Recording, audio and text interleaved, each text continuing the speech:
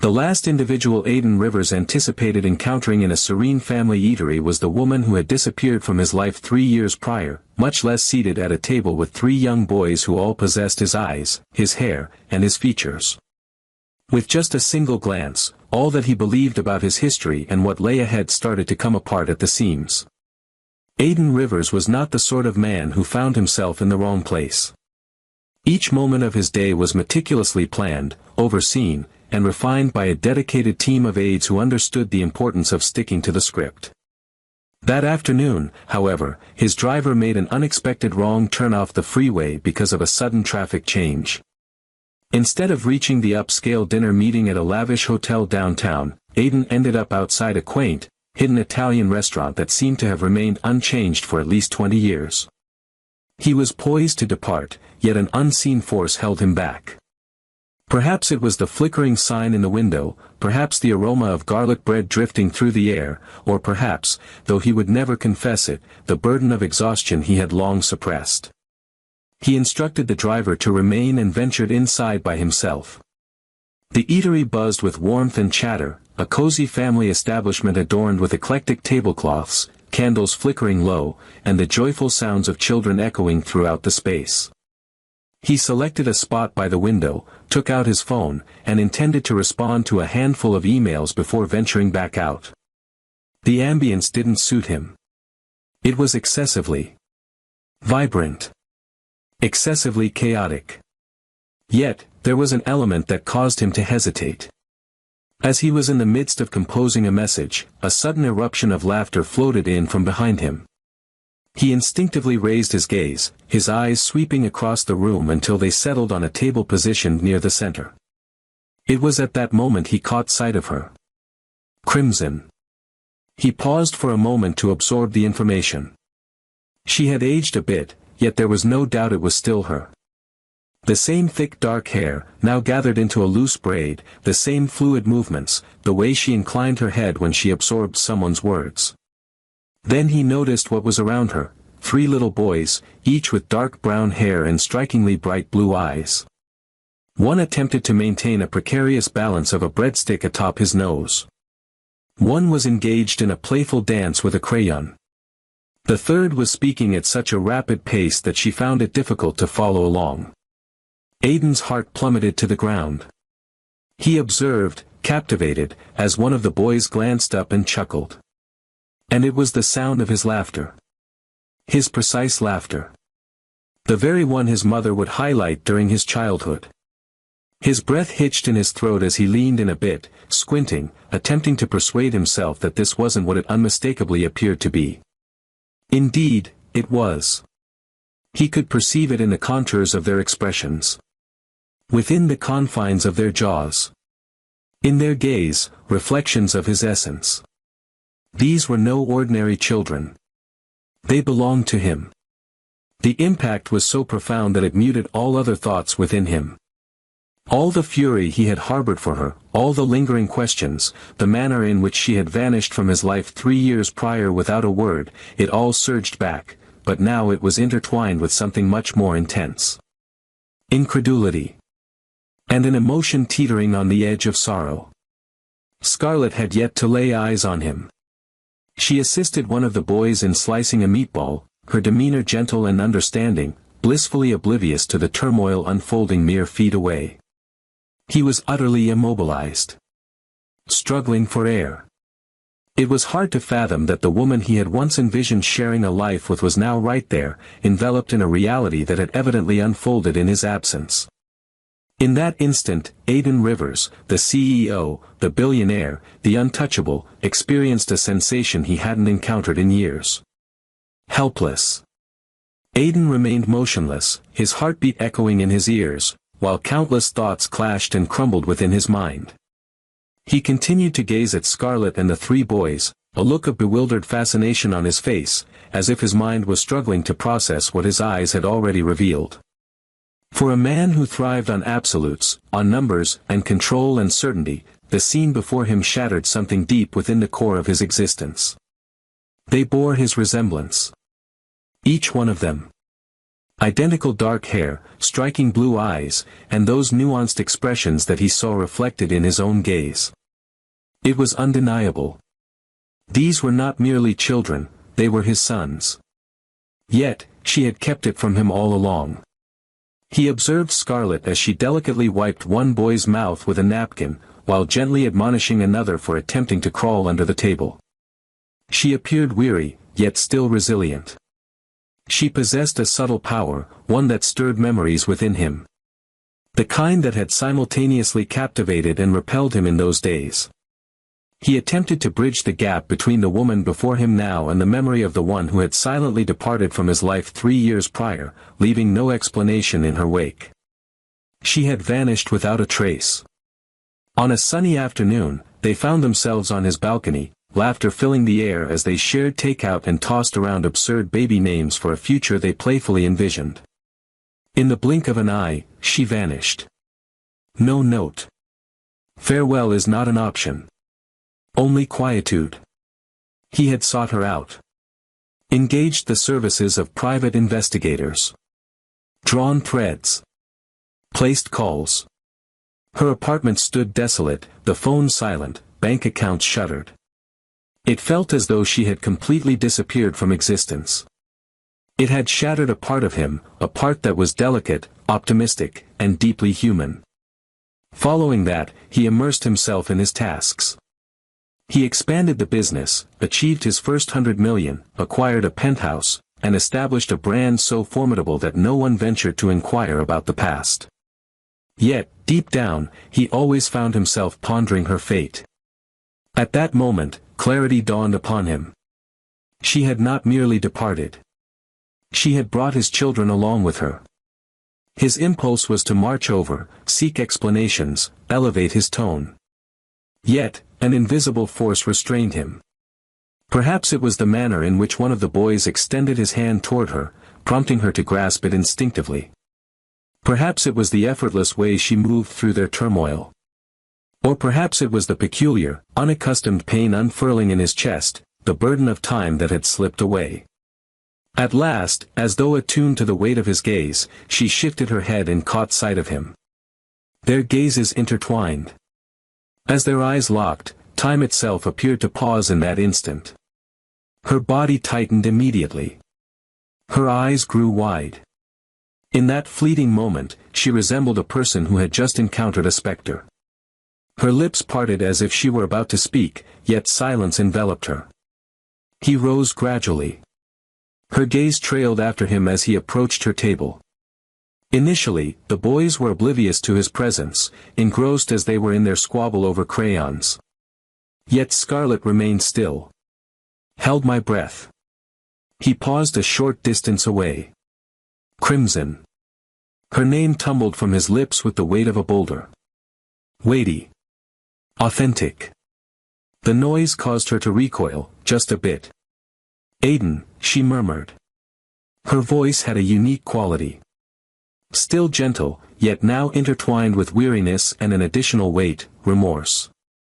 He gazed at the boys. They remained oblivious to the events that were taking shape around them. Yet Aiden found himself unable to look away from them. He gestured with a hint of discretion. Here it is. She gave a subtle nod. Truth only. Without a doubt. Indeed. Every ounce of air escaped him. The reality was evident. Inarguable. I believe we need to have a conversation, he said, his voice trembling slightly.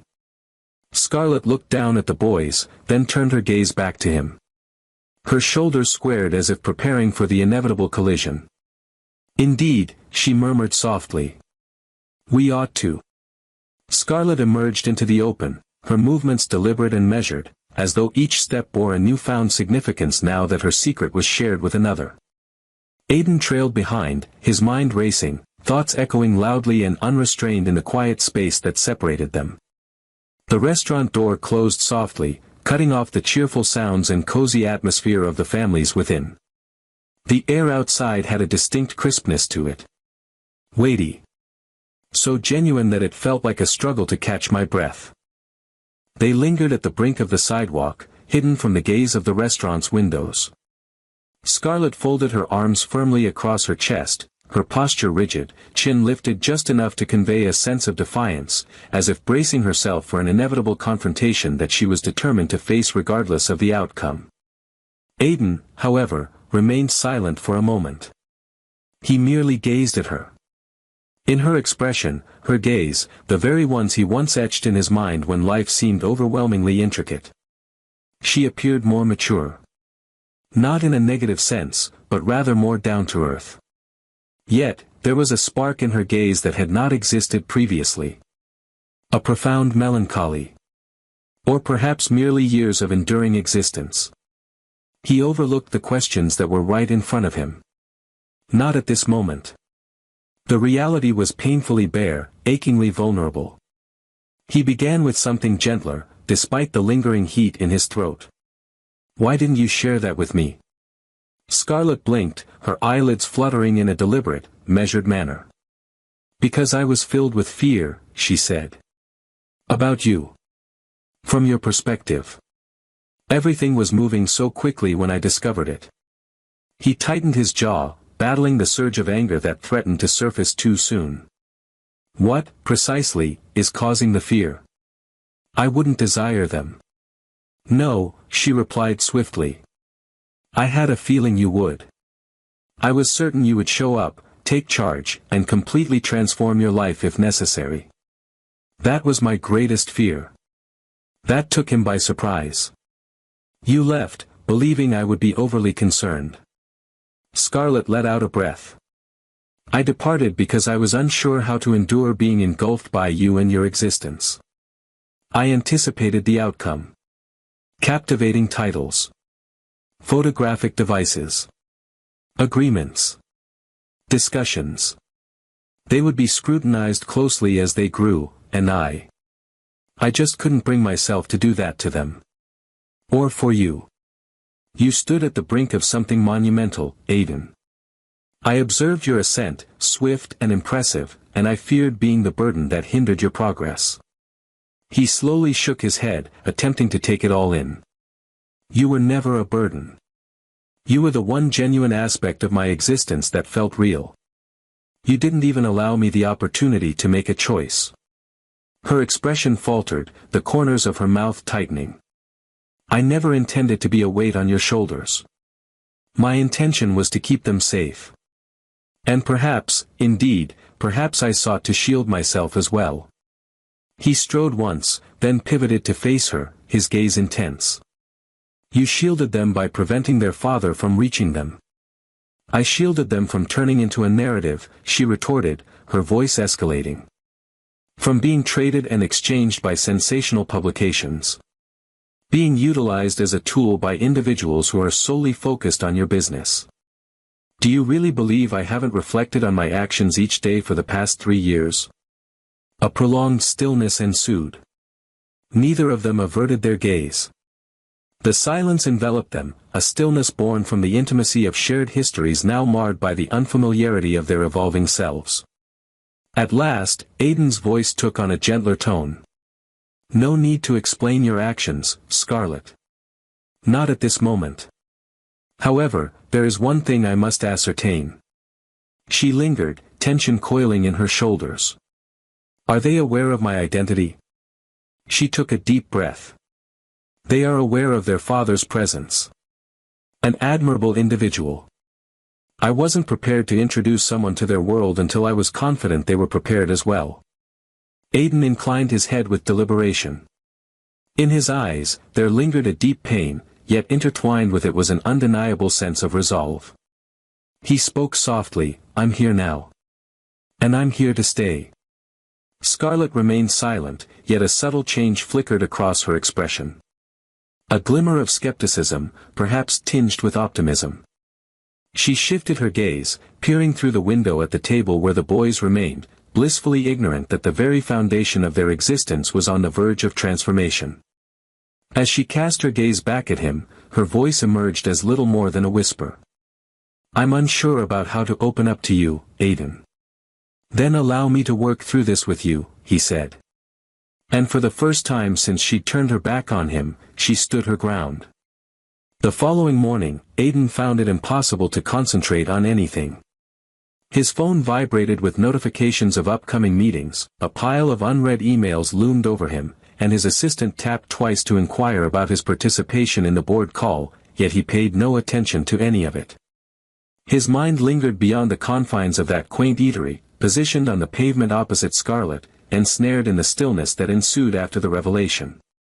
For a man accustomed to making swift decisions, who brokered billion-dollar deals before the sun rose, he now found himself ensnared in uncertainty, unsure of how to proceed with even the next step. He was lost, uncertain of the rules that once guided him. He was a father. 3 young lads. His offspring. He had overlooked it all, their initial steps, their first utterances, their very first birthdays. Everything vanished, hidden away in years he could never reclaim. The idea gnawed at him, leaving an unsettling emptiness that filled him with dread. Not due to a sense of guilt, but because he became aware of how deeply he desired something he had never envisioned before. He had a deeper desire to connect with them. He was eager to understand them. To be a part of their world in a manner that transcended wealth, heritage, or reputation. By early afternoon, he found himself back in his car, stationed a block away from Scarlett's unassuming apartment building. It wasn't in an undesirable location, yet it was evident she had opted for a life of simplicity, privacy, and security. He had kept his arrival a secret from her. A part of him understood the possibility that she might not answer, yet the urge to see them once more was undeniable. Even from afar. As he watched her emerge with the boys snugly wrapped in their light jackets, he felt a sudden catch in his breath. They were all intertwined, a delightful disarray, voices overlapping, gesturing at birds, leaves, the vast expanse above. Scarlett noticed him right away. Her expression was one of calm assurance. She paused for a moment, then approached him, her steps measured and intentional. The boys trailed behind her like eager little ducklings, 2 of them pulling at her arms while the third meandered, captivated by a stick he had discovered. "We're heading to the park," she announced as she approached him. Her voice carried a sense of calmness, lacking any chill. "If you'd like, you can join us for a walk." He nodded, struggling to contain the wave of appreciation that welled up inside him. "I would appreciate that." Initially, they strolled side by side, enveloped in an uncomfortable quiet. The boys dashed forward, playfully pursuing one another. Aidan observed them as if witnessing an enchanting spectacle come to life. Each motion they executed seemed almost dreamlike to him. He had lost out on so much. In the end, one of the boys, the tiniest among them, stumbled and fell. Aidan surged ahead as Scarlett began to move. He knelt down, carefully examining the boy's hands for any scrapes. "Hey," Aidan murmured gently, wiping away the grime. "Are you all right, my friend?" The young lad gazed up at him, his eyes sparkling with wonder. "I'm not a friend," he remarked with a sulky expression. "My name is Liam." Aidan stood still. Scarlett offered a subtle smile from the shadows. She confirmed that it's Liam. "Jake is the individual dressed in red. And Sam is the one who always tunes out." Aidan sensed a change stirring within him. "Hi, Liam," he repeated, his voice gentler this time. I am your father." The young lad inclined his head thoughtfully. "Is that so?" He gave a slight nod. "Indeed. Truly." Liam observed him intently for a brief moment, then suddenly, he encircled Aidan's neck with his small arms. It was unexpected. It was spontaneous. It was merely a fleeting instant, a natural response of youth. And it unraveled him. Aidan remained crouched in that spot long after Liam had dashed ahead. Scarlett stood beside him, her expression a mystery, yet her arms had unfolded. Neither of them uttered a word. There was no necessity for her to do so.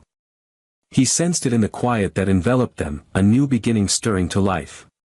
Upon returning to the apartment, she extended an invitation for him to come inside.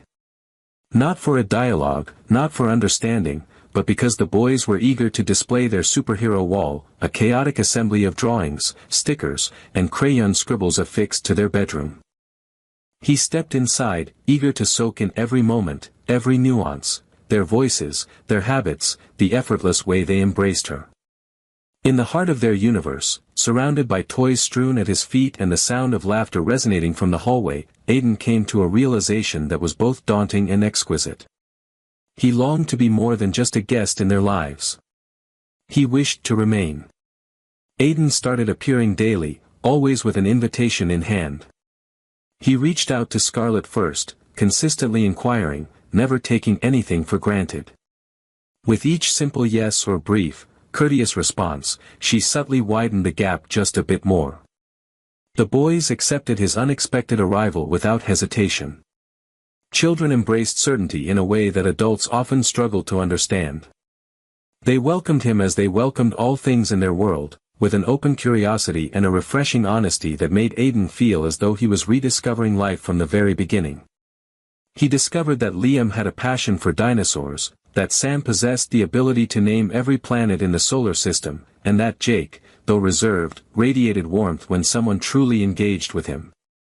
Initially, they referred to him as Aiden, a name that pierced him more than he revealed. He chose not to correct them. He preferred not to impose anything.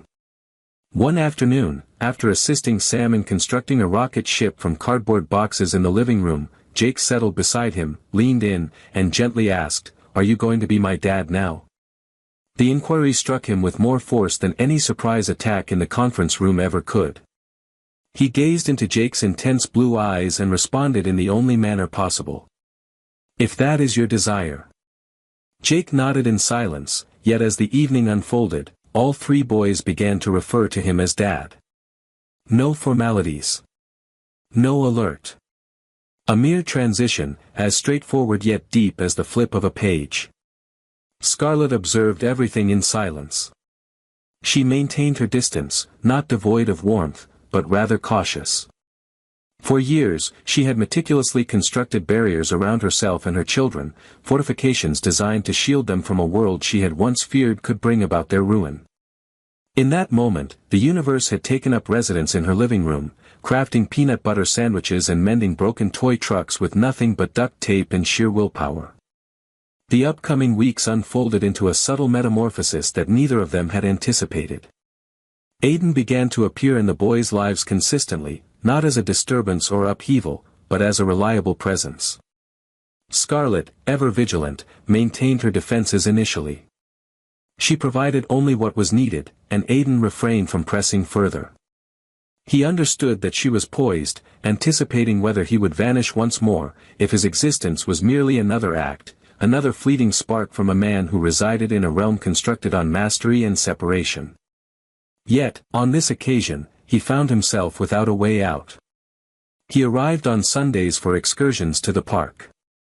He arrived with art supplies and eagerly participated in finger-painting sessions, resulting in his expensive shoes being splattered with glitter and glue. He assisted in constructing blanket forts in the living room and swiftly discovered that Sam had a strong aversion to peas, Jake had a passion for dinosaurs, and Liam demanded to be referred to as Captain Lightning at least once each day. He faced no inquiries from them. They embraced him effortlessly, as if he had always been a part of them, as though they had been anticipating his arrival all along. The acceptance shattered him in the most subtle yet profound manner. Scarlett observed everything with a watchful gaze. She had never encountered him in this manner before. The man she recalled from their history was refined, composed, and somewhat aloof in his warmth. This portrayal, this figure on the floor fastening shoelaces, crafting bedtime tales, lingering in the quiet after they drifted off, was a completely different essence. She was at a loss for how to handle that. Every aspect of her that had toughened to endure now seemed laid bare. Not due to any demands he made, but rather because he made none at all. One evening, after the boys had finally drifted off to sleep, Scarlett entered the kitchen to discover Aiden quietly scrubbing the dishes. Without a single question or utterance, he simply rolled up his sleeves and began to tidy up. The image of him standing there, seemingly out of place yet oddly at ease, took her by surprise. "You don't need to do that," she said, leaning against the doorway. He glanced back, a subtle smile playing on his lips. "I understand. However, I have the desire to." With her arms crossed, she observed him intently for a brief moment. "You consistently excelled at pursuing your desires." He shut off the faucet, taking his time to dry his hands before turning to face her completely. "Not every time. I excelled at fulfilling what I believed I should desire. There exists a distinction." Her reply was not immediate. Her defenses remained intact, yet an undeniable warmth was blossoming within her, despite her struggle to resist it. "I'm uncertain about placing my trust in this. Any of it." "I understand," he replied softly. "And I'm not expecting you to place your trust in me right away. Allow me to remain in this space. Allow me to demonstrate." She cast her gaze downward, her eyes tracing the patterns on the floor. "You've overlooked it all. Their initial utterances, their inaugural strides, celebrations of birth, bouts of illness, outbursts of emotion. You overlooked everything." He gave a slight nod. "I understand. And that time is lost to me forever. Yet, I find myself present at this moment. And if you allow me, I won't overlook anything again." The stillness enveloped them, yet it carried warmth. It was dense with unspoken words, something vibrant and throbbing. She yearned to trust him. Desired to welcome him again. Yet, the fear of the unknown gripped her heart. To love him once more would mean not only risking her own heart but also the hearts of 3 others. Aidan moved ahead, maintaining a respectful distance, ensuring his voice carried clearly without any physical contact. "I have changed since you were last here. Perhaps you have also transformed in ways you didn't expect. Perhaps that's perfectly fine." She lifted her gaze, locking eyes with him. They lacked any semblance of performance. Lack of drive. There is no plan in place. Only honesty. "I need time," she said at last. "You can have it all," he responded. With that, she gave a slight nod.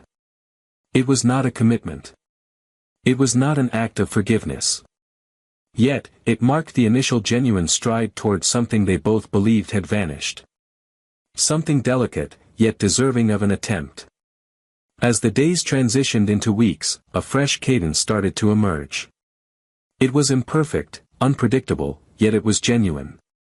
Aidan integrated into their daily existence, not through grand gestures or bold proclamations, but through subtle, intentional actions. He began showing up early to assist in preparing the boys for school and lingered long enough to share bedtime stories, even when his work pulled him in different directions. He didn't attempt to win their favor.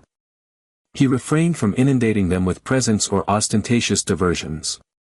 He arrived repeatedly, with a calm reliability, as though each moment presented an opportunity to reclaim a fragment of the time he had squandered. Scarlett observed her surroundings with a wary spirit. She longed to convince herself that the man meticulously folding tiny socks on her couch and constructing Lego castles in the living room was the same Aidan she had once adored, yet transformed in all the right ways. Still, the fear lingered within her, never truly fading away.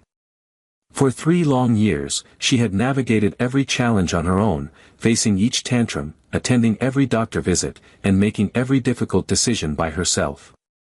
It had forged her resilience, yet it had also constructed barriers so towering that she often found it difficult to discern whether they were safeguarding her or leaving her alone. As the evening descended and autumn's chill began to settle in, Scarlett nestled on the porch steps, a blanket draped over her shoulders, observing the boys darting after fireflies in the dimming glow. Aidan settled next to her, his elbows propped on his knees, the sleeves of his dress shirt casually rolled up, exuding a quiet ease in a domestic scene that had once felt unfamiliar to him. "They mention you constantly these days," she remarked after a prolonged pause. "Even in your absence." He gazed at her, his face a mask of mystery. "What are their words?" She offered a gentle smile.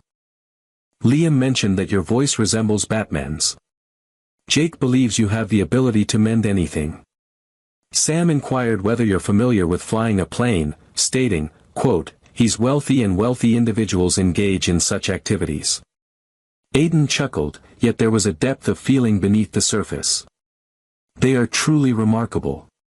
Indeed, they are, she remarked. And they belong to me. Each breath, each scar, every part of them. I may not have achieved perfection, but I poured my heart and soul into it. He nodded, a grave expression settling on his face. I understand. I always had complete faith in that. Even in my moments of anger, even when the reasons for your departure eluded me. I understood that you were acting in accordance with your convictions. Scarlett's eyes shimmered softly in the dim glow. I remain uncertain about whether it was. I simply understood that I couldn't nurture them in your environment. Perhaps, I was simply unaware of how to do it. Aiden straightened his posture, his voice steady yet resolute. Let's create something fresh.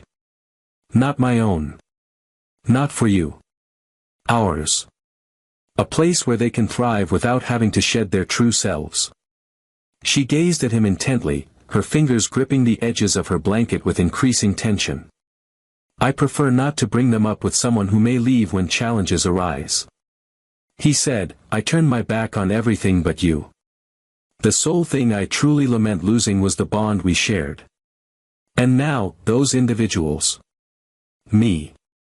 This. I refuse to turn my back. This time, no.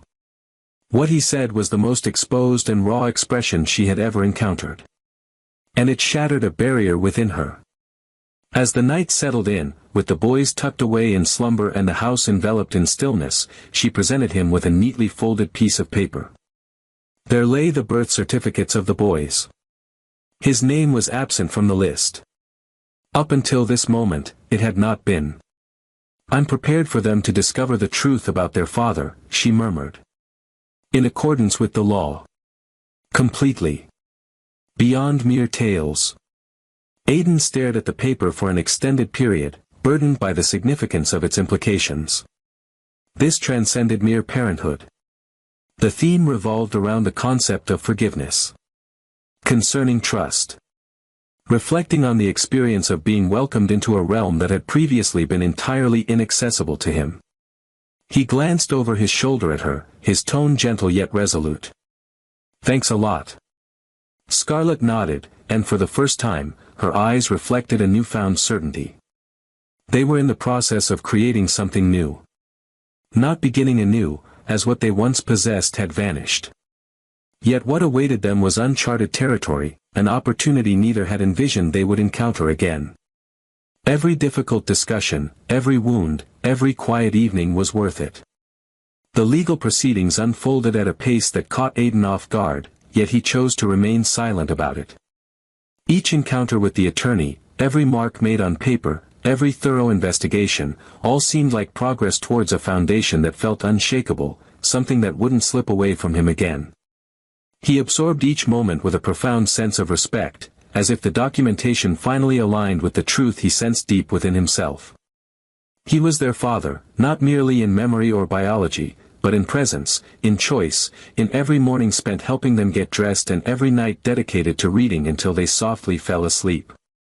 Scarlett observed the change in silence, her mind racing to define the connection unfolding before her.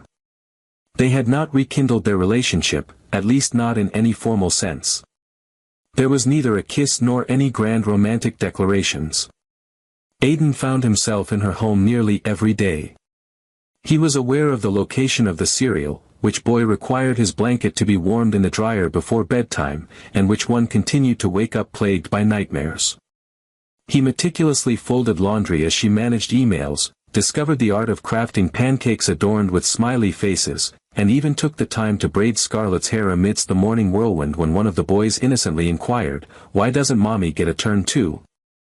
As the sun dipped below the horizon, the boys were nestled in their beds, and an unusual stillness enveloped the home. Aiden sat on the porch once more, a notebook resting open on his lap. Scarlett stepped outside, cradling 2 mugs of tea, and silently offered him one with a gentle gesture. He accepted it, taken aback by the kindness, and looked at her with a weary yet appreciative gaze. "What is that?" she inquired, gesturing towards the notebook. He paused momentarily before responding. "Titles. Titles. Regarding the trust fund I am establishing. It's not solely for them. For those who share their experience. Children nurtured by resilient mothers who managed everything independently."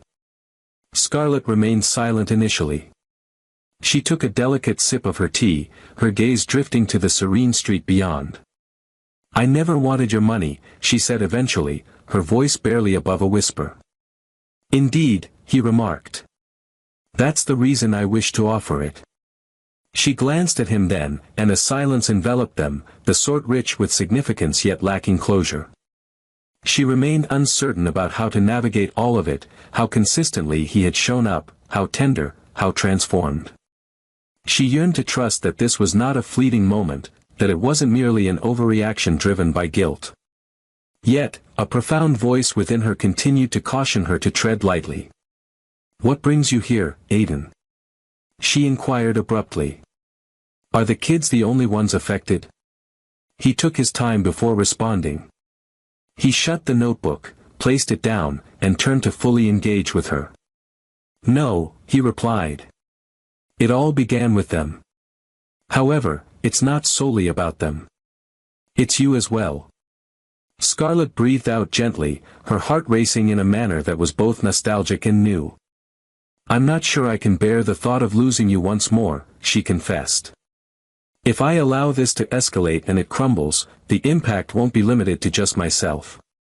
It will cause them pain as well." He stated that he wasn't requesting you to jump.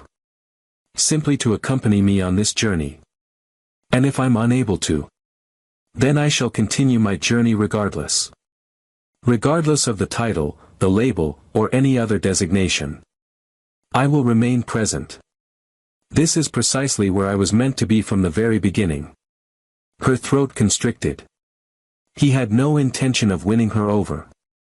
He didn't even make an effort to convince her. He was simply speaking the truth. That evening, she chose not to send him away. And when he lingered, dozing on the couch, cocooned in one of the boys' superhero blankets, it wasn't out of necessity, nor was it a matter of his own insistence. It was as if, gradually and softly, he was transforming into a sense of belonging. That year, winter arrived gently, ushering in early twilight and serene mornings blanketed in frost. The boys had reached an age where they could sense the shift in the atmosphere, where the thrill of donning coats and gloves mingled with the anticipation of snow began to stir within them. Scarlett observed them with heightened attention, noting how they rushed into Aiden's embrace the instant he entered, how they leaned against him as if they had always anticipated his presence. At times, it still surprised her, the way it appeared so effortless, so genuine. Yet, the journey to that point was anything but straightforward. She had crafted this existence piece by piece with her own hands, and unexpectedly, Aiden had re-entered it and become an integral part of the structure. One evening, just before the holidays, the house was alive with excitement. The boys busily adorned a petite tree that Scarlett had chosen earlier that week, each one bickering over the privilege of placing their favorite ornament. Aiden settled on the floor amidst the turmoil, grinning as he wrestled with a string of lights that seemed determined to resist his efforts. Scarlett lingered in the doorway, cradling a mug in her hands, observing the scene unfold, allowing herself to embrace the depth and comfort of the moment. Later, once the boys had drifted off and the house embraced a rare tranquility that followed a joyful day, Aiden discovered her perched on the edge of the bed she once occupied in solitude. She remained silent as he entered the room. She gazed at him, her eyes gentle yet cautious, still inquiring about a question he had not fully addressed. He traversed the space and settled next to her, near enough to sense the warmth radiating from her skin yet distant enough to avoid contact. "There's no need to say anything," he remarked. "However, I believe it is necessary for me to do so." She cast a glance in his direction, anticipation hanging in the air. He stated that he hadn't returned to amend what was already done. "I am unable to do that. I've squandered an abundance of time, and it's something I can never reclaim. Yet, I can exist in this moment. I desire to be there for you, for them, in any capacity you allow. Take your time. There are no timelines. Only honesty. Scarlett gazed at her hands for a prolonged moment before she finally found her voice. This was once the stuff of my dreams. Regarding your return. Yet in the dream, I felt a surge of anger. I shouted. I ensured you worked for it. He offered a soft smile. That seems reasonable. But now that you're here, she continued, all I feel is exhaustion. Exhausted from carrying the weight of it all by myself. Exhausted from the fear of relying on others. There's no need for fear, he said. Relying on others doesn't signify weakness. It exposes my fragility. Then allow yourself to be open, he said softly. Alongside me. She gazed at him, truly gazed at him, and recognized not the figure she had once fled from but the one who had come back and remained. The individual who intertwined strands with unrefined hands, who narrated tales at dusk with an abundance of emotion, who pressed lips to scrape knees and fastened little shoes without ever seeking recognition. The man who transformed, not at her request, but because life necessitated it and he embraced the opportunity to evolve. She extended her hand, allowing it to rest softly on his. I can't bear to face this solitude any longer, she murmured. You won't need to do that again. They refrained from kissing. Not on that particular night. It wasn't focused on that. It was in the gentle way her head settled against his shoulder moments later. His hand found hers and held on tightly, refusing to release its grip. The silence that once lingered between them transformed into a serene tranquility. Time slipped by. The documents have been completed. Aiden's name was inscribed, officially and eternally, alongside theirs. He settled into a quaint little house just 2 blocks down, providing Scarlett with some breathing room, yet never quite enough. They navigated co-parenting effortlessly, filled with warmth and laughter. Gradually, the affection that had long been concealed beneath layers of hurt and separation started to emerge once more, authentic this time, fortified by all it had endured. On a serene Sunday morning, with snow gently cascading outside and the boys nestled between them on the couch, cartoons softly flickering on the screen, Scarlett turned to Aiden and perceived not the man he once was or the errors of his past. She noticed the man who remained. The individual who arrived. The individual who, despite all challenges and after enduring every tempest, had returned home. For me, the conclusion of this narrative transcends mere resolution. It embodies a subtle victory of love that is deserved, not taken for granted. It's a story of 2 individuals separated by fear and silence, yet they rediscovered each other through presence, growth, and patience. The strength of this ending lies not in a flawless resolution, but in the characters' decision to embrace one another once more, carrying their scars, their past, and the burdens of their experiences. Aiden does not come back as a hero. He returns as someone ready to shed his former identity, to appear each day not with lofty vows, but with steady reliability. Scarlett is not one to easily forgive. She fiercely guards her children, maintains her boundaries, and only allows her heart to reopen when she genuinely perceives a transformation in him. Their reunion feels justified, rooted not in nostalgia or fantasy, but in the individuals they have grown into and the commitment they are ready to embrace together. What I appreciate most is how the narrative respects healing, not merely as a concept, but as a tangible, everyday journey. The characters acknowledge the pain of the past without pretense. They recognize it, and they create something greater as a result. In a landscape dominated by instant solutions and shallow transformations, this conclusion stands out as something truly exceptional. It's soft. It has a solid foundation. And that is what renders it truly memorable.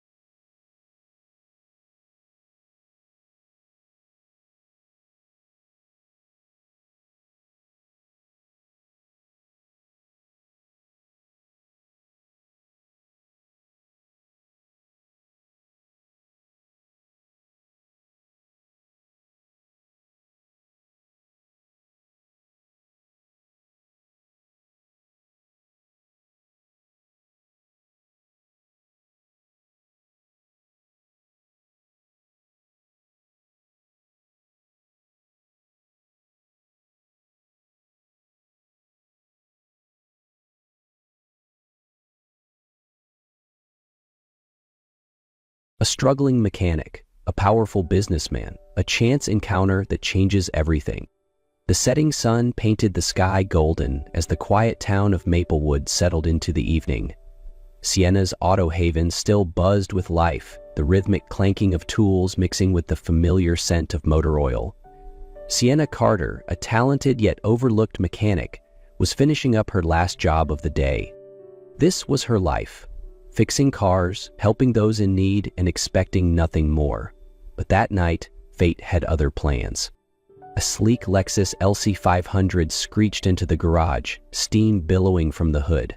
The driver's door swung open, and out stepped Nathaniel Nate Ellis, CEO of Ellis Automotive, one of the most prestigious luxury car brands in the country. Sharp suit, polished shoes, he looked like he belonged anywhere but here.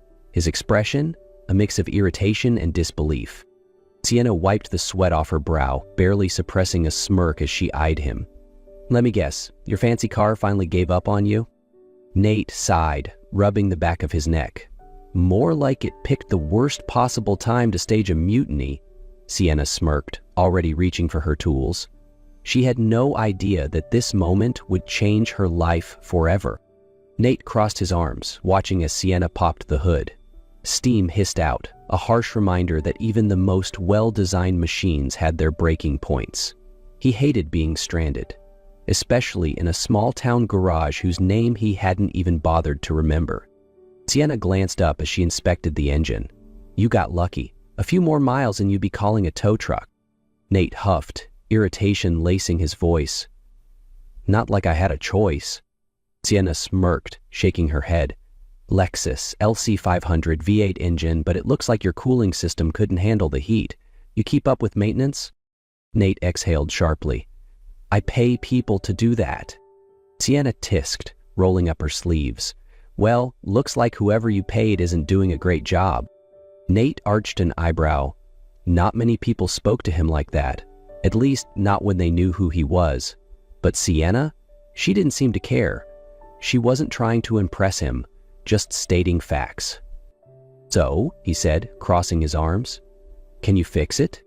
She nodded. "Yeah, but I'll need at least 2 hours." He frowned. "I've got a meeting in Chicago tomorrow morning." "Then I guess you're staying in Maplewood tonight." She didn't even look up, already focused on the repair. Nate let out a long sigh. He hated being at the mercy of circumstances, but tonight he had no choice. As she worked, he found himself watching her, not out of suspicion, but curiosity. There was something different about her, something real. Finally, he broke the silence. "How long have you been doing this?" Sienna tightened a bolt before answering. "Since I was old enough to hold a wrench." Not many women choose this line of work. Sienna arched an eyebrow. Not many CEOs drive their own cars without a chauffeur. That made Nate chuckle, for the first time that night. 2 hours later, Sienna wiped her hands on a rag and shut the hood. "You're all set." Nate nodded, reaching for his wallet. "How much?" Sienna shook her head. "Don't worry about it." His brow furrowed. "I can pay. And I don't need it. But if you really want to repay me, pay it forward. Help someone else when they need it." For a moment, Nate just stared at her, as if trying to understand something deeper. Then, he slowly put his wallet away. "Thanks." Sienna only nodded, watching as he drove off into the night. She had no idea this wouldn't be the last time she saw him. 4 days had passed since that night. Sienna had gone back to business as usual, barely sparing a thought for the sharp-dressed man with the Lexus. To her, he was just another customer, a passing face in the long line of people she'd helped over the years. But then, one afternoon, she heard a familiar engine purr outside the garage. Frowning, she looked up. That same Lexus LC500 was back, only this time there was no smoke curling from the hood. The driver's door opened and out stepped Nate. Gone was the tense, frustrated businessman from before. This time his expression was almost amused, a slight smirk playing at the corner of his lips. He was dressed more casually today, dark jeans and a button-up with the sleeves rolled up. Yet, even without the expensive suit, he still carried the air of a man who was used to giving orders, not taking them. Sienna crossed her arms and leaned against the workbench, eyes narrowing. car acting up again?" Nate smirked. "Nope, this time, I'm here for a different reason." Sienna raised an eyebrow. "I'm intrigued. A CEO making a second visit to a tiny garage like this? That's unusual." Nate took a step closer, slipping his hands into his pockets. "I want to offer you a job." Sienna let out a soft chuckle. "You're serious?" "Dead serious," Nate nodded. "Ellis Automotive is looking for a lead specialist in vintage car restoration. I want you on my team." She hesitated for only a second before shaking her head. "I appreciate the offer, but I'm not interested." Nate's brow lifted. "You're turning it down without even thinking about it?" "There's nothing to think about. I don't want to be a cog in a corporate machine."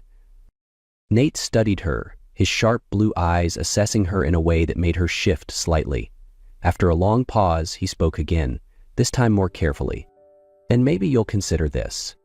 He reached into his jacket and pulled out a sleek black envelope, setting it down on the workbench in front of her.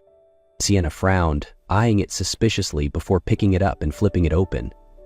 What she saw inside made her heart skip a beat. It was a proposal for expanding her garage, fully funded by Nate Ellis himself. "This isn't a job offer," he said, watching her closely. "It's an opportunity. You run it. You call the shots. I just invest." Sienna's grip tightened around the envelope as she processed what was happening. She had no idea that this moment was only the beginning of something much bigger. Sienna stared at the expansion proposal, her fingers unconsciously gripping the edge of the envelope. This was the kind of opportunity people in her industry would kill for. But for her, it wasn't that simple. She took a slow breath before looking up at Nate. "Why are you doing this?" Nate crossed his arms, his expression as composed as ever. "Because I believe in your potential." Sienna let out a soft, skeptical laugh. "You barely know me. You met me once, I fixed your car, and now you suddenly believe in me enough to make an investment like this?" Nate was quiet for a moment before he answered. "Because everyone I've ever met wanted something from me, except you. You just did what was right, no expectations, no angle. That's rare." The words hit harder than she expected. She was used to being underestimated, dismissed because she was a mechanic, because she didn't fit into boardrooms or high society events. But this time, she was being seen as something more than she had ever allowed herself to believe. She exhaled sharply. "I don't want to be a charity case, Nate." He chuckled. "Do I seem like the kind of guy who does charity? This is an investment. I want to see you succeed, but more than that, I want you to do it your way." Sienna held his gaze. She didn't know if this was a trap, but deep down, she knew this might be the chance to change her life. Finally, she set the envelope down. "I need time to think." Nate nodded, not pushing her. "I don't need an answer right now, but I hope you give it real consideration." And with that, he turned and walked away, leaving Sienna alone with the biggest decision of her life. Sienna didn't make her decision right away. She spent the entire night thinking it over, weighing the risks and possibilities. She had never been the kind of person to rely on anyone else. But maybe this wasn't reliance. Maybe it was a real opportunity. The next morning, she called Nate. "You still want to invest?" His voice was deep, but there was a hint of amusement. "I never take back an offer." Sienna took a slow breath. "Good, because I'm saying yes." And just like that, a new chapter in her life began. The next few months were a whirlwind of change. Her once small garage expanded, new equipment was installed, and doors she never thought possible began to open. But the biggest change wasn't in the shop itself. It was in her and Nate. At first, they were just business partners. Nate provided the funding, and Sienna brought the vision. But the more they worked together, the more things started to shift. Sometimes, she found herself laughing at his dry sense of humor, something she never expected from a CEO who seemed all business. Sometimes Nate lingered at the shop longer than necessary, as if he was looking for an excuse to stay just a little while more. One evening they were going over the final blueprints, long past a reasonable working hour. Sienna stretched her arms and sighed. "I need coffee. You want one?" Nate tilted his head, a small smirk forming. "If I say no, would that make you stop working?" She laughed, shaking her head. Not a chance. And in that moment, something shifted. They weren't just partners anymore. This wasn't just business. As Sienna met Nate's gaze, she realized this was something else entirely. And she wasn't sure she could stop it from happening. At first, Sienna thought everything between her and Nate was strictly business. But the longer they worked together, the lines between them started to blur. It was the small moments, the ones that made her heart beat just a little too fast. The first time was when they were working under the hood of a car. She was leaning in, tightening a bolt, when Nate reached for a wrench, and his hand lightly brushed against her back. It was the briefest touch. But Sienna froze for just a second, and Nate immediately pulled back, as if he hadn't expected it either. "Sorry," he murmured, his voice lower than usual. She swallowed hard. "It's fine." But it wasn't. Not really.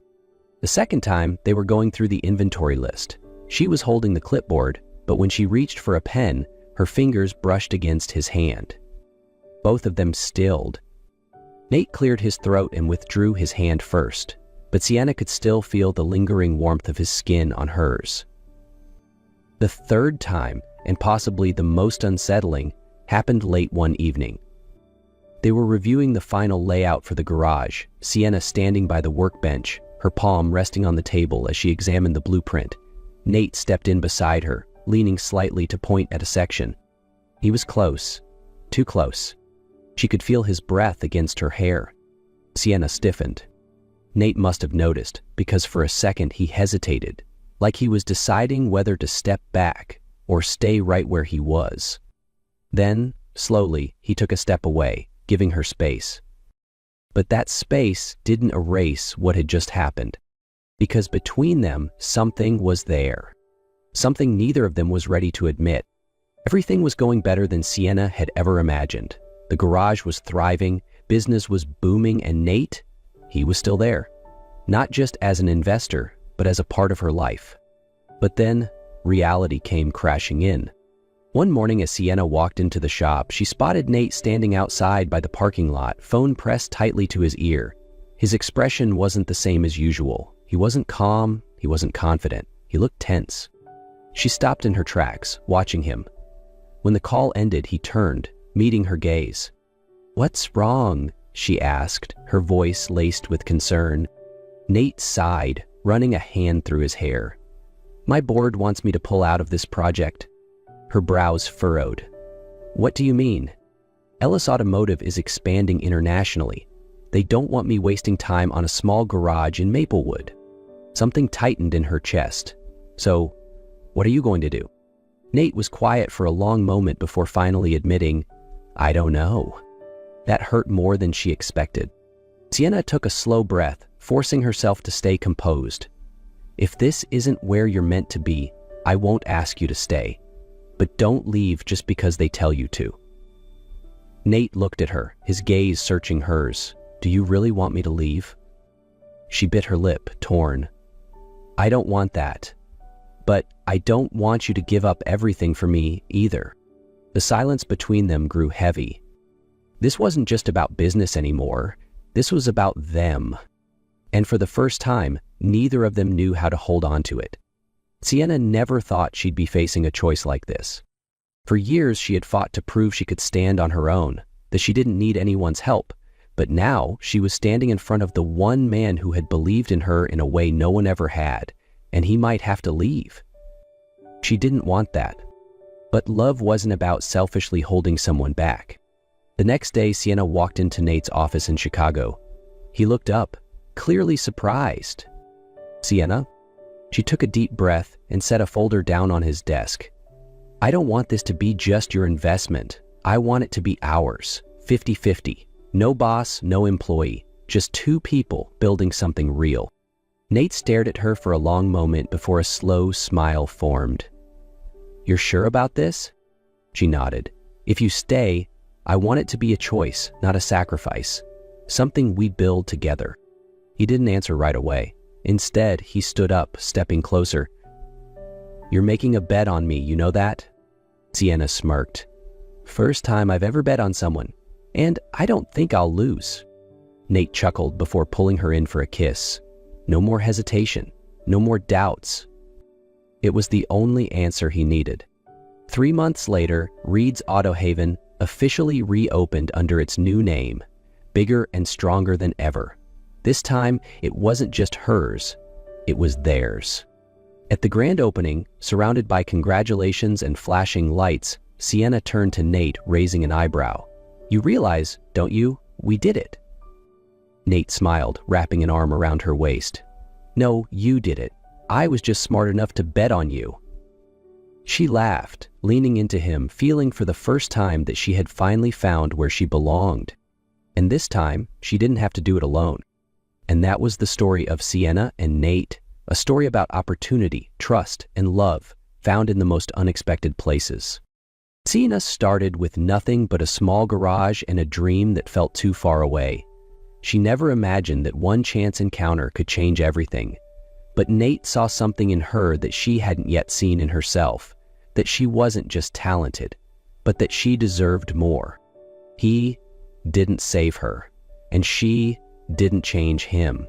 They were simply two people who fit, helping each other see what they had never realized about themselves.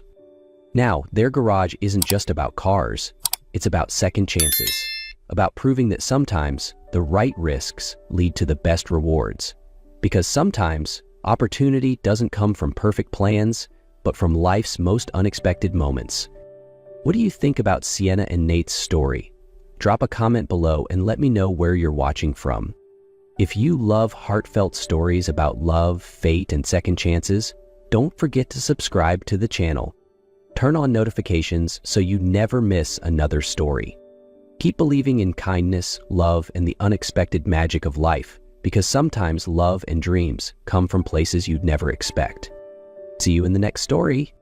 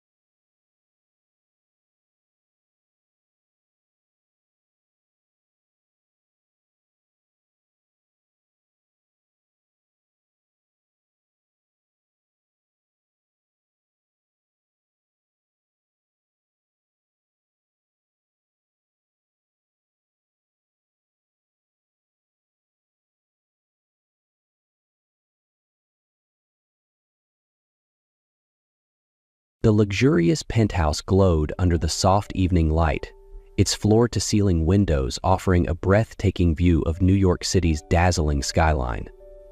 Inside, the atmosphere was anything but serene.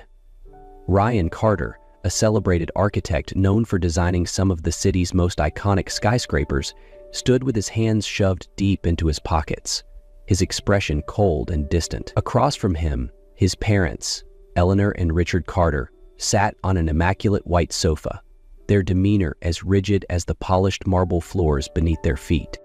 "Ryan," Eleanor began, her tone sharp and calculated, "this isn't up for debate. You'll marry Olivia Harrington next month, and that's final." Ryan's jaw tightened, his heart sinking like a stone. Olivia Harrington. Just a name, another lifeless pawn in their endless games. Did they really think his life could be bartered like a piece of property? She was a stranger, just another pawn in the endless games of New York's elite. "This is absurd," Ryan shot back, his voice low but edged with anger. "I'm not a bargaining chip in one of your business mergers." His father, Richard, looked up from his whiskey glass, his deep voice rumbling like thunder. "You don't have a choice. This marriage will secure the Carter name for generations to come."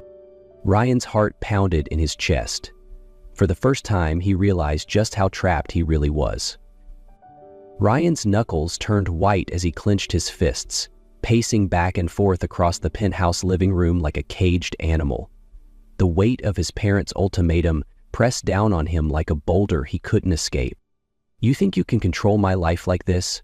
Ryan snapped, his voice rising with every word. "Forcing me to marry someone I don't even know? For what? A business deal?" Eleanor's icy gaze followed his movements, her posture unyielding. "This isn't about you, Ryan. It's about the family, about preserving the Carter legacy. Olivia Harrington is the perfect match for you. She's from a reputable family, smart, poised, and most importantly, someone who can elevate our status." Ryan scoffed bitterly, stopping to face his mother. "Elevate our status? This isn't about me at all, is it? It's about the company. About your obsession with power and appearances." "Watch your tone," Richard interjected sharply, his deep voice cutting through the room like a blade. He set his glass down with a heavy thud, rising to his full height. "You're acting like a child. You've been given everything. Everything, Ryan. A name, a career, a future. The least you can do is honor your responsibilities to this family." Ryan's chest heaved as he glared at his father. "Responsibilities? What about my happiness? Or does that not matter as long as your precious reputation is intact?" Richard's expression darkened, his voice low and final. "If you refuse to go through with this marriage, you'll be cut off. No trust fund, no shares in the company, nothing. You can walk out that door and fend for yourself." Eleanor nodded curtly, her expression unmoved. "It's your choice, Ryan. Do the right thing or lose everything." The silence that followed was deafening. Ryan's shoulders slumped slightly as he turned away, staring out the massive windows at the city below. His voice, when it finally came, was hollow. "This conversation is over," he muttered. "Get out." Eleanor and Richard exchanged a glance before gathering their things.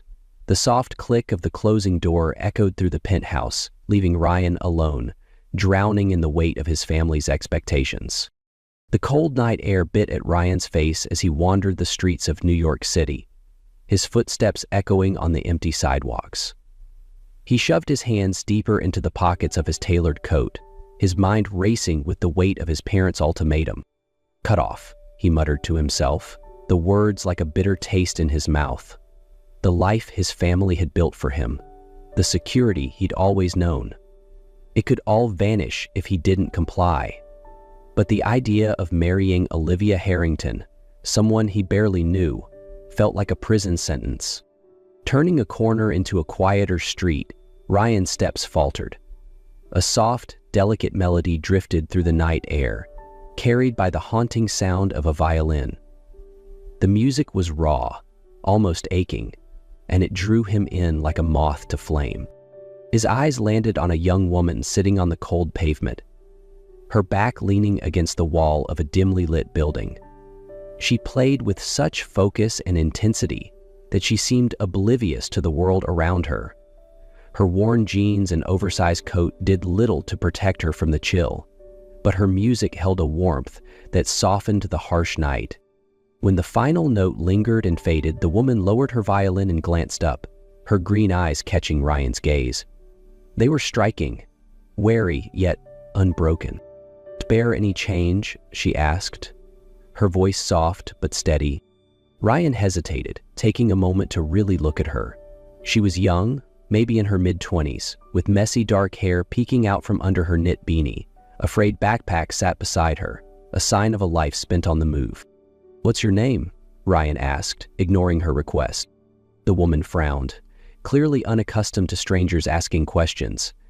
"Emily," she replied after a pause, clutching her violin case protectively. Ryan studied her, the raw strength in her green eyes at odds with the delicate, aching melody he'd just heard. For the first time in what felt like years, something stirred inside him. A spark of curiosity, of connection. Ryan crouched down slightly, his gaze level with hers. "Emily," he repeated slowly, as if testing the sound of her name. A wild idea was already taking shape in his mind, something so outlandish that it made his heart pound. "What if I told you I could change your life?" he said suddenly. Emily's brow furrowed, her suspicion immediate. "I'd say you've been watching too many movies." Ryan let out a short, humorless laugh. "Fair. But I'm serious. What if I could give you a place to live, food, clothes, everything you need to start fresh?" Emily narrowed her eyes, gripping the violin case tighter. "And what's the catch?" Ryan straightened, shoving his hands back into his coat pockets. "You marry me. For a year." Emily stared at him as if he'd lost his mind. "Excuse me?" "I know how it sounds," Ryan said quickly, his voice firm despite the absurdity of his words. "It's not what you think. It's just a business arrangement. You'd live with me, pretend to be my wife, and in return, I'll give you everything you need to start over. After a year, we'll part ways. No strings attached." Emily shook her head, a bitter laugh escaping her lips. "This is ridiculous. You don't even know me." "That's the point," Ryan countered, his tone softening. "You're not part of my world. You don't care about my family's name, my career, or my money. You're real." Emily's expression faltered, the weight of his words lingering in the cold air. She looked down at her hands, her thoughts swirling. Ryan could see her hesitation, the tug-of-war between pride and desperation. "I don't know," she said finally, breaking the silence. "It sounds insane." "I get it," Ryan admitted. "But it's not a scam. You'll be protected. Legally, financially, whatever you need. I'll make sure of it." Emily studied him, her guarded expression softening slightly. The offer was outrageous, but so was her reality. What did she really have to lose? "Fine," she said at last, her voice steady. "But if this goes sideways, I'm out." Ryan nodded, relief flickering across his face. "Fair enough." They shook hands to seal the bizarre agreement, neither of them fully aware of just how much that moment would change their lives. Emily stood in the center of Ryan's penthouse, her fingers clutching the strap of her worn backpack as her gaze darted around the massive space. The floor-to-ceiling windows revealed a breathtaking view of New York City's glittering skyline, but all she could think about was how out of place she felt. "This place is ridiculous," she muttered under her breath, her voice echoing faintly against the marble floors. Ryan smirked as he set her violin case down carefully near the couch. "You'll get used to it." Emily shot him a skeptical look. "I doubt it." It didn't take long for the awkwardness of their arrangement to set in. The penthouse, with its sleek furniture and pristine decor, might as well have been a palace to Emily. She avoided touching anything for fear of breaking it. Meanwhile, Ryan, used to a life of structure and control, struggled to adjust to Emily's fiercely independent nature. The next morning, Ryan found Emily in the kitchen, standing over the stove with a spatula in hand, squinting at a frying pan filled with charred eggs. "What are you doing?" he asked, trying not to laugh as he leaned against the doorway. Emily huffed in frustration, scraping the burned mess into the trash. "Making breakfast. Obviously." Ryan raised an eyebrow. "I didn't realize you had a vendetta against eggs." She shot him a glare, her lips twitching despite herself. "Not everyone has a personal chef, Mr. Perfect." "Well, we do have one," Ryan replied casually. "You know, for situations exactly like this." Emily turned back to the stove, mumbling under her breath. "I can cook. I just need to get used to this stupid stove." Their days were filled with small clashes like this. Emily refused to let the housekeeper do her laundry, insisting on doing it herself, which led to a series of confused glances from the staff. Ryan watched her with a mix of amusement and exasperation as she struggled to navigate a world she didn't belong to, at least not yet. But amidst the awkward beginnings, there were moments of surprising connection. Ryan began to notice the little things about Emily, the way she hummed quietly to herself when she thought no one was listening, or how her green eyes lit up when she looked out at the city.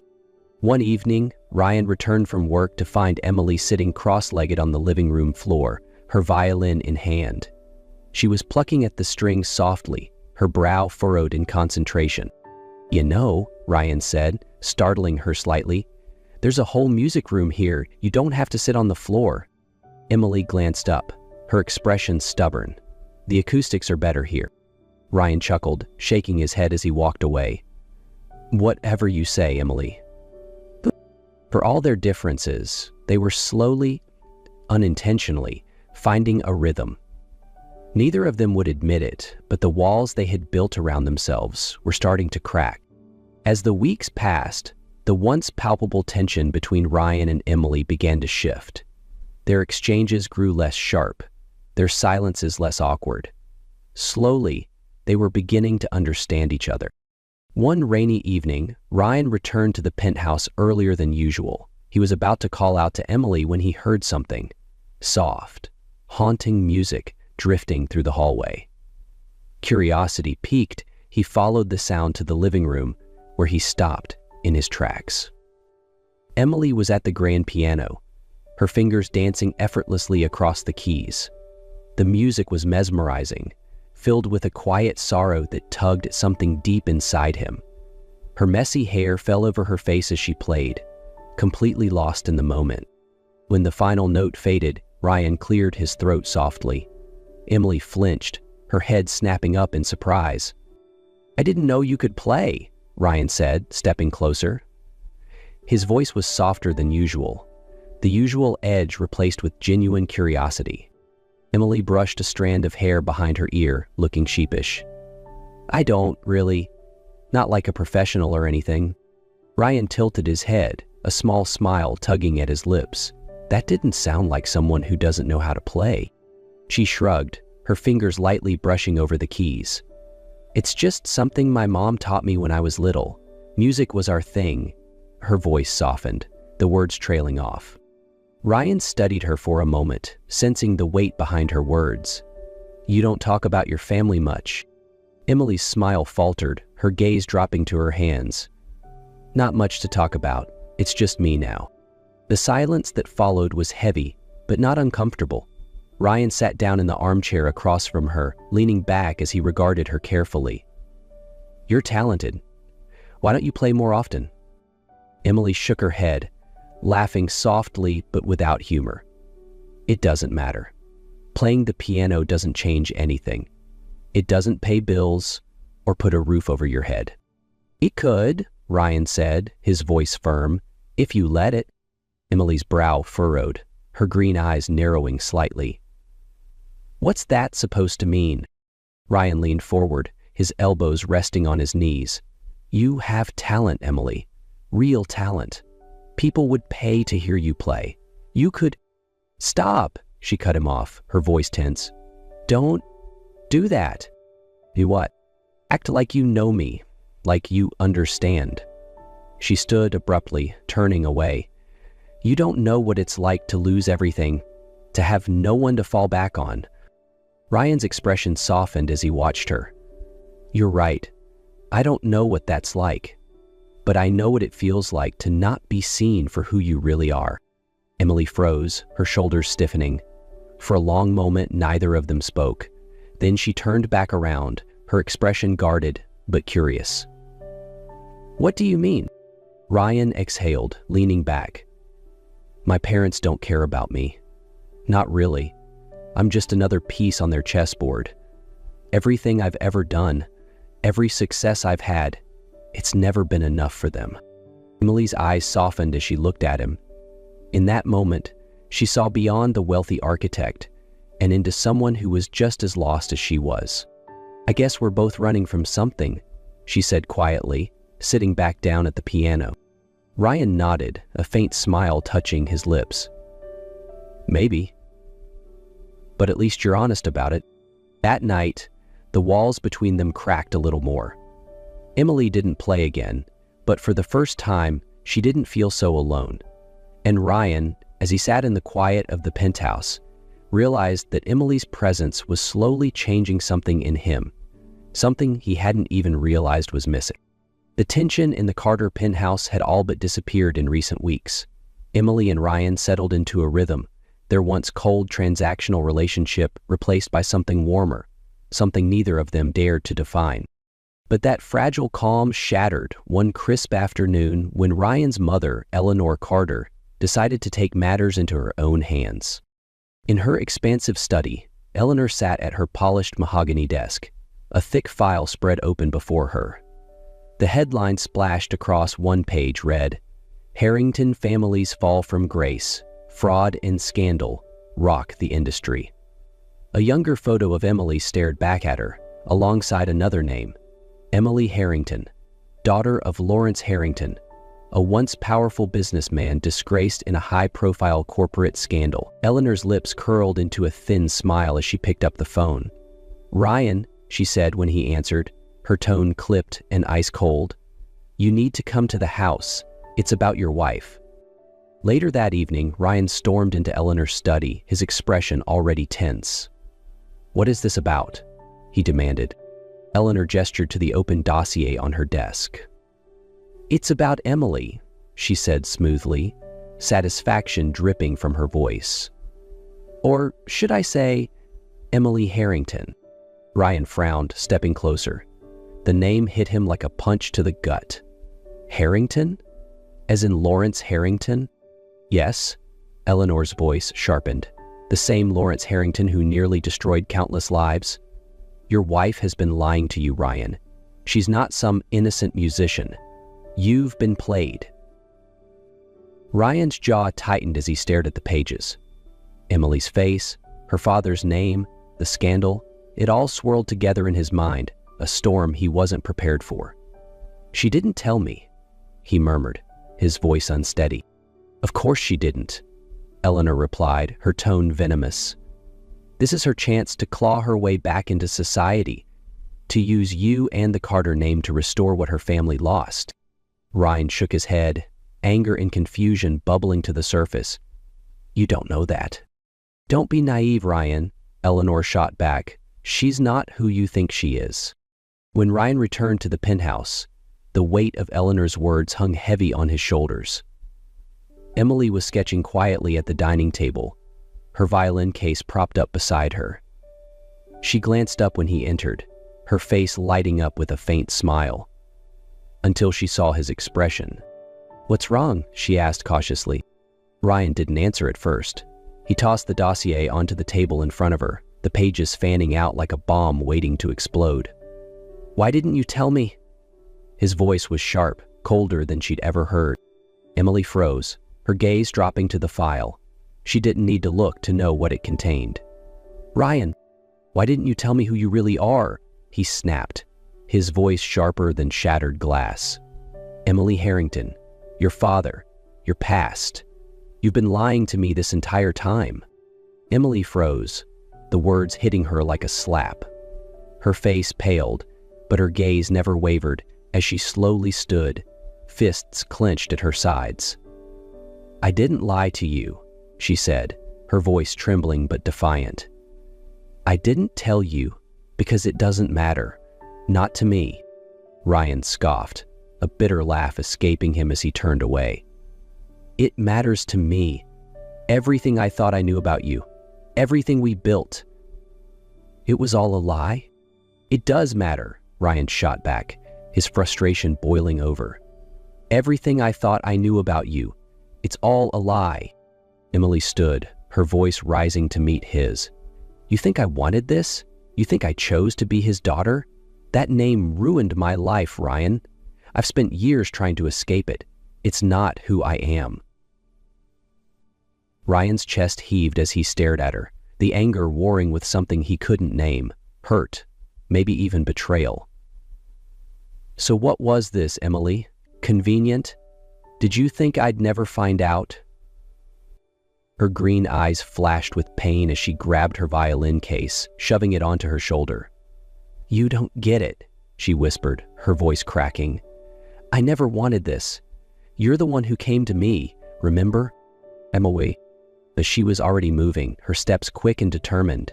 She paused briefly at the door, her voice trembling as she spoke without turning around. "At least I know who I am, Ryan. Can you say the same?" And with that, she was gone. The penthouse felt impossibly empty in her absence. Ryan sank onto the couch, running a hand through his hair as the weight of what just happened settled over him. The penthouse felt like a shell without Emily. The quiet was suffocating, the city lights outside mocking Ryan with their distant brilliance.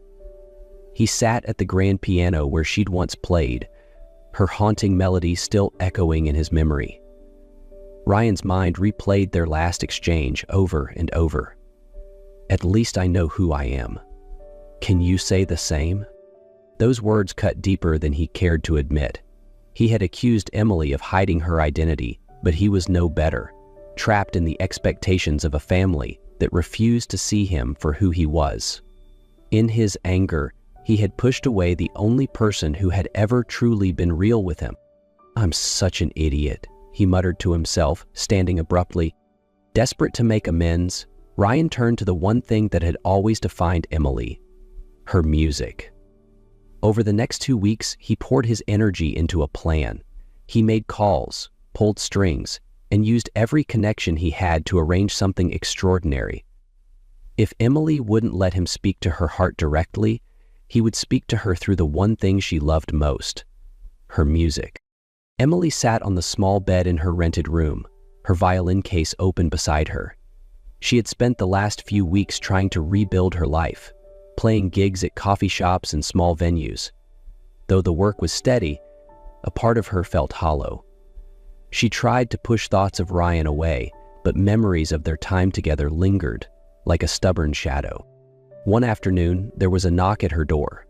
Frowning, she opened it to find a deliveryman holding a handwritten invitation.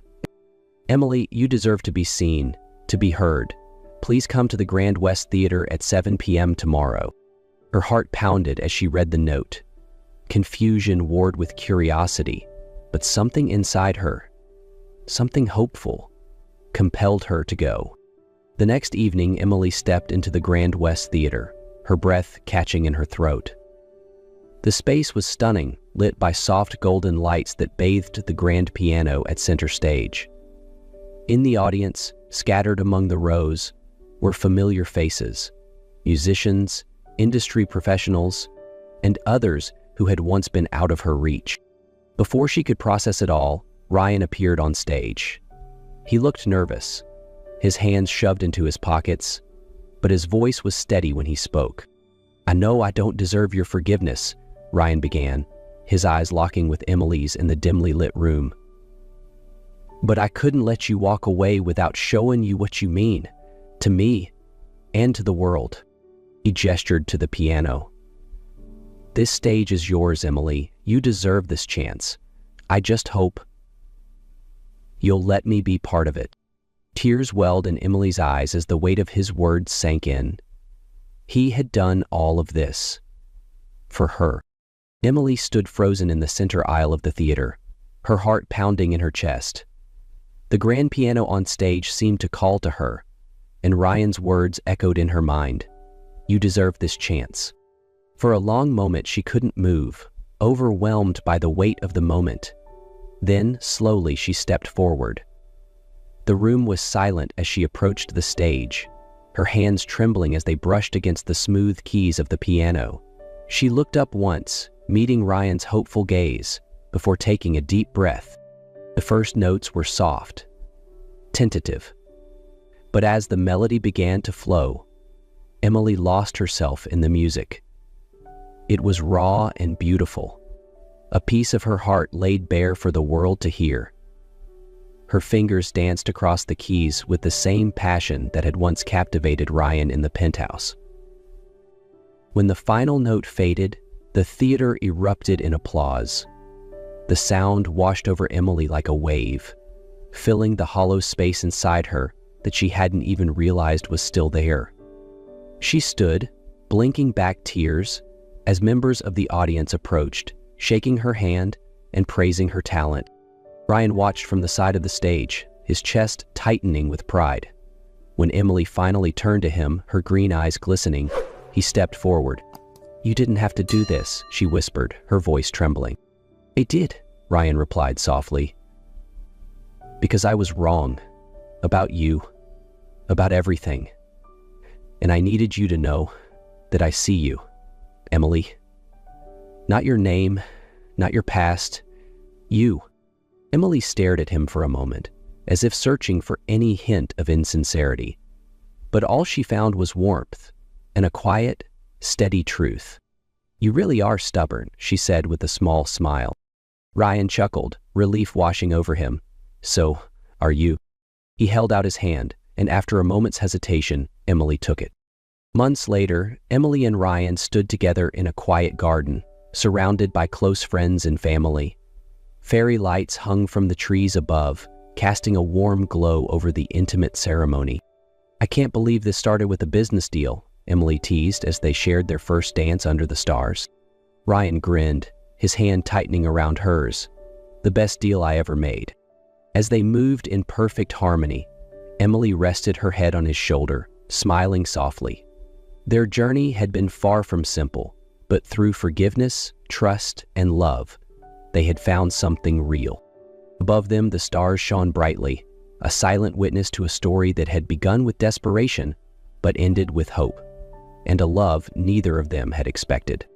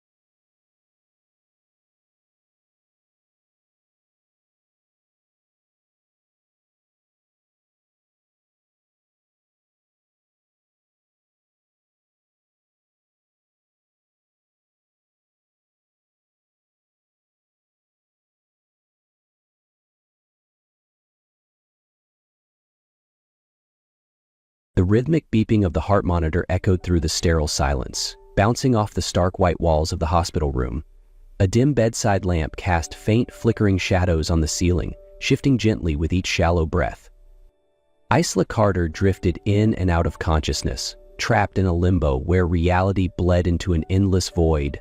Her mind was hazy, her senses dulled, wrapped in a strange, weightless numbness. She tried to open her eyes, but her lids were impossibly heavy, as if something was anchoring them shut. A dull, throbbing pain pulsed through her skull, spreading to her numb limbs. Isla attempted to move, only to find her body unresponsive, as if she had been lying still for an eternity. A soft breeze drifted in from a slightly open window, carrying the delicate scent of flowers, but it did nothing to quell the eerie emptiness swirling inside her.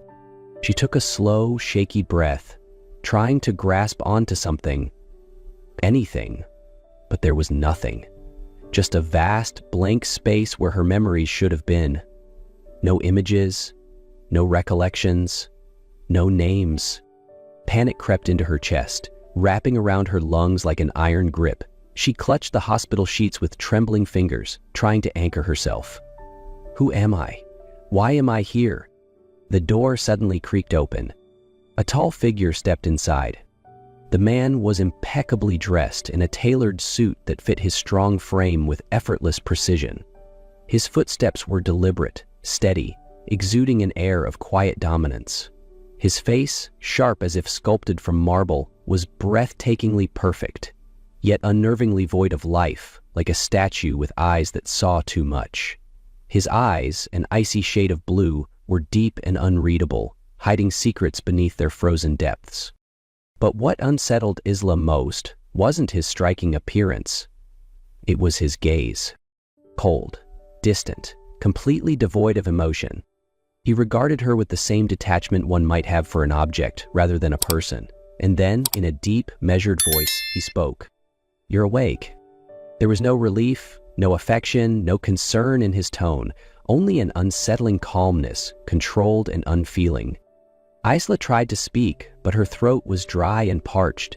It took several moments before she could whisper the only question echoing in her mind. "Who are you?" A silence stretched between them. His eyes flickered, as if something stirred within him, but it was gone in an instant. His expression returned to its unnerving neutrality. And then he finally answered, "I'm your husband." A wave of cold terror washed over Isla. Husband? No, that wasn't possible. She couldn't even remember her own name. How could she possibly believe she was married to a man who felt like a stranger? The car glided smoothly along the cobblestone road, flanked by towering trees whose shadows stretched long under the fading sunlight. The golden hues of dusk bathed the world in a dreamlike glow, yet Isla felt no warmth from it. Seated in the back, she watched the scenery blur past the window, but nothing sparked even the faintest sense of familiarity. Beside her, Nikolai Laurent remained silent. One hand rested casually on the steering wheel, his sharp gaze fixed ahead, unreadable as ever. He never glanced her way, never spoke a word. The silence was suffocating, thick with unspoken tension. As the car slowed to a halt, Isla held her breath. Before her stood Ravenshire Manor, a colossal estate, grand and imposing, with towering stone walls, arched windows, and intricately carved columns. A place that could have belonged to royalty. Isla stepped out of the car, her gaze trailing up the vast mansion. It was breathtaking in its perfection, too perfect, yet it felt empty, soulless, cold. Crossing the threshold, she stepped into the grand foyer. The glow of the crystal chandeliers was too bright, casting long, unnatural shadows that seemed to stretch toward her. The air smelled of polished wood and something colder. Emptiness. But this wasn't a home. There were no wedding photos lining the walls. No personal belongings. No trace of a life shared within these walls. A row of servants stood in formation along the corridor, their postures stiff, their expressions unreadable. Not one of them smiled. Not one of them welcomed her back. Not one of them met her eyes. The unease settled deep in Isla's bones. A middle-aged woman, likely the housekeeper, stepped forward, her voice polite yet strangely strained. "Welcome home, madam." The words made Isla stiffen. Madam? It felt foreign, unfamiliar, like a title that belonged to someone else, a name spoken in a play she didn't remember starring in. She turned to Nikolai, hoping for reassurance, but he merely gave a curt nod, then walked away, disappearing into the vastness of the mansion without another word. Leaving her standing there, alone. Was this really her home? The air inside Ravenshire Manor was thick with an unshakable sense of emptiness. Isla wandered through its endless hallways, yet every room, every corridor felt soulless, like spaces never truly lived in. Nothing here felt like it belonged to her. There were no clothes in the wardrobe that carried a familiar scent. No notebooks or sketches that hinted at her past. No trace of a life she supposedly shared within these walls. Each passing day only deepened her unease. Nikolai remained distant, his responses evasive, his presence fleeting. Everything changed the moment Isla found the locked drawer in the library. She pulled at it, it wouldn't budge. Why was a drawer inside her own home locked? Her eyes scanned the room until they landed on a small ring of keys hanging discreetly on a bookshelf. Glancing around to make sure she was alone, she quickly grabbed one and tested it. Click. The drawer slid open. Inside lay a stack of documents, but what caught her attention first was a thick, official-looking paper stamped with a legal seal. A divorce agreement.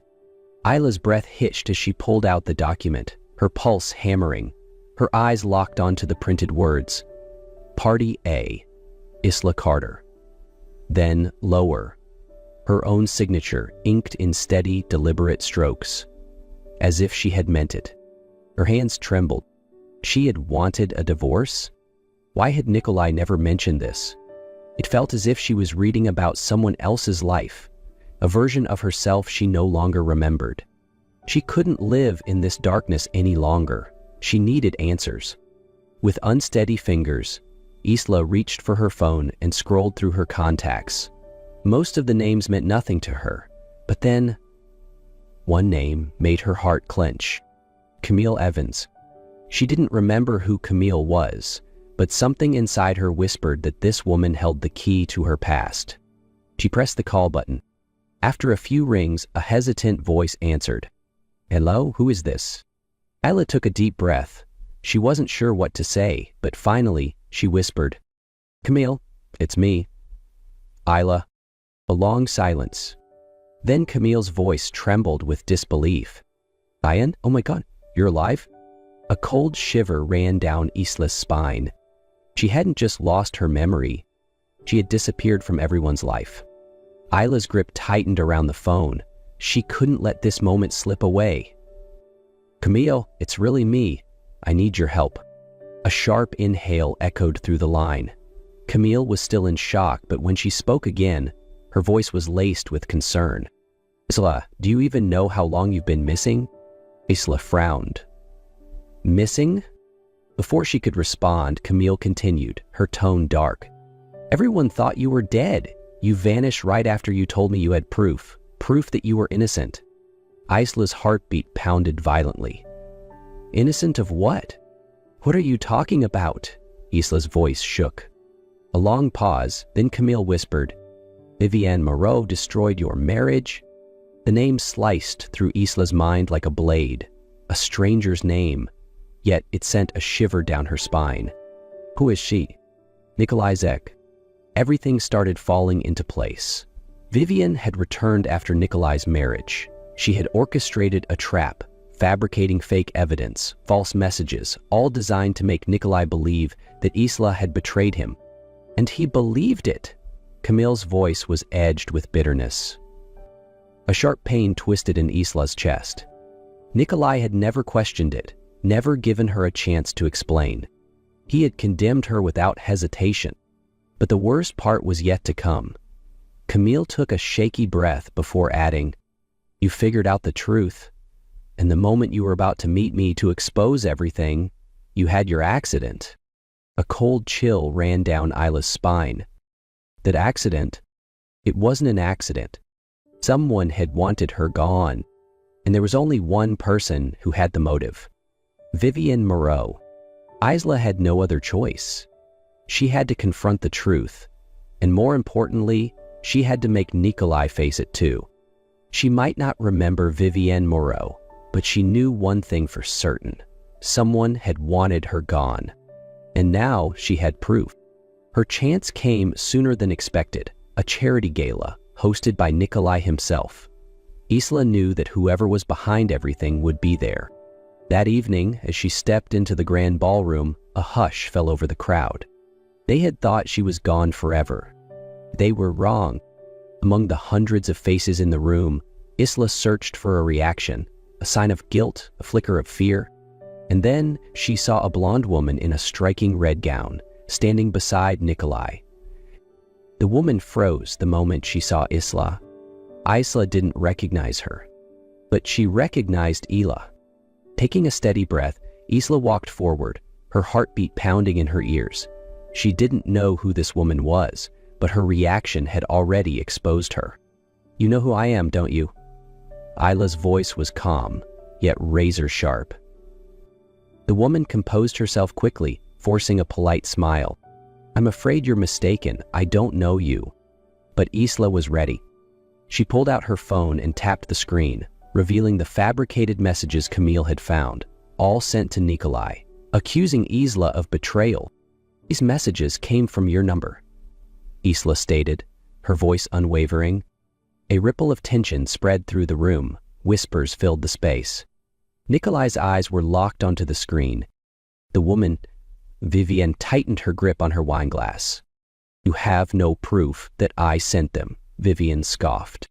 Without a word, Isla placed a stack of documents onto a nearby table. Bank records, proving Vivienne had paid someone to fabricate the evidence. Vivienne's mask cracked. This is ridiculous, she snapped. But Isla wasn't done.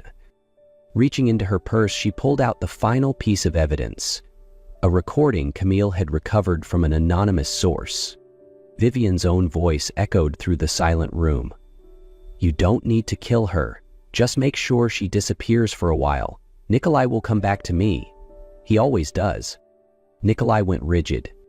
Vivienne turned pale. "You recorded me?" she shrieked, her voice piercing through the air. But Isla only turned to Nikolai. "You still believe her, Nikolai?" Nikolai was speechless. His fists clenched so tightly his knuckles turned white. His eyes remained fixed on the documents, on the phone screen, on the undeniable truth before him. Vivian looked at him, desperate. "Nikolai, you can't believe her. Everything I did for you." But Nikolai wasn't listening anymore. His gaze was locked on Isla, the woman he had once loved with everything he had, the same woman he had cast aside without a second thought. She wasn't pleading, she wasn't crying, she was simply empty. The silence between them was too vast, too unforgiving. Security dragged Vivian away, her shrill screams echoing across the ballroom. But Isla no longer cared. She turned away. She had cleared her name, she had proven her innocence, but did it even matter anymore? "Isla, wait!" Nikolai's voice broke through the air. His hand closed around her wrist. She stopped, but she didn't turn back. "I was wrong." His voice was raw. "I was wrong about everything." Isla took a deep breath. She had waited so long to hear those words. But now, they meant nothing. "If you loved me," Isla's voice was quiet, yet it cut deeper than any betrayal. "Then why was I never enough for you to believe in?" Nikolai had no answer. She pulled her hand free from his grasp, gently yet firmly, and then she walked away, without looking back. This time, she was the one leaving him behind. Nikolai couldn't forget the moment Isla walked away. In the days that followed, Ravenshire Manor felt empty, cold, just like his heart. He hadn't lost her because she wanted to leave. He lost her because he never fought to make her stay. He sought out Camille, Isla's closest friend, but her words cut deeper than he expected. "You could have believed in her, Nikolai, but you didn't." She was right. Meanwhile, Isla left England and moved to Venice, a place untouched by memories of the man who had broken her heart. She took a job at a small publishing house, built a quiet life, and learned to love herself again. She told herself she was fine, that she had moved on. But on silent nights, when the moon reflected off the canals, there was always an ache in her chest. 3 months passed, and Nikolai realized success meant nothing without Isla by his side. He couldn't change the past, but he could do something he had failed to do before: fight to win her back. So he went to Venice. Not to beg for forgiveness, not to demand her love, but to prove that this time, he would never let her go again. "Isla." She froze at the sound of his voice. Slowly she turned, and there he was. Nikolai. But he was no longer the man she once knew. His blue eyes weren't cold anymore. They held regret, pain, and something deeper: hope. He had come for her. "I lost you once." His voice was raw, unsteady. "I can't lose you again." Isla studied him for a long moment. She had learned to live without him, but had she ever truly been happy? "We can't go back to what we were, Nikolai," she said softly. He didn't look disappointed. Instead, a slow smile curved his lips. "Then let's write a new story.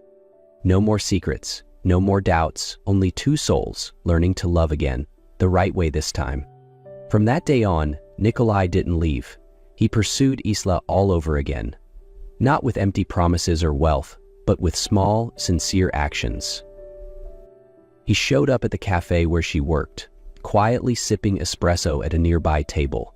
He sent her handwritten letters, not begging for forgiveness, but simply sharing thoughts he had never been brave enough to say before. He wasn't impatient. He waited, giving Isla time, letting her see that this time he wasn't trying to make amends for his guilt. He truly wanted her in his life. The letters turned into small conversations. The conversations turned into long walks along the canals of Venice. Slowly, Isla stopped seeing Nikolai as a painful part of her past. He had changed, and so had she. One evening, beneath the soft glow of the streetlights, Nikolai finally asked, "If I asked you to marry me again, would you even consider it?" Isla hesitated. "I don't know, Nikolai." She looked at him, searching. "If I say yes, will you ever doubt me again?" Isla held his gaze for a long moment. She knew now. Their love had never disappeared. It had simply lain dormant, waiting to be awakened. She didn't hesitate. "I would."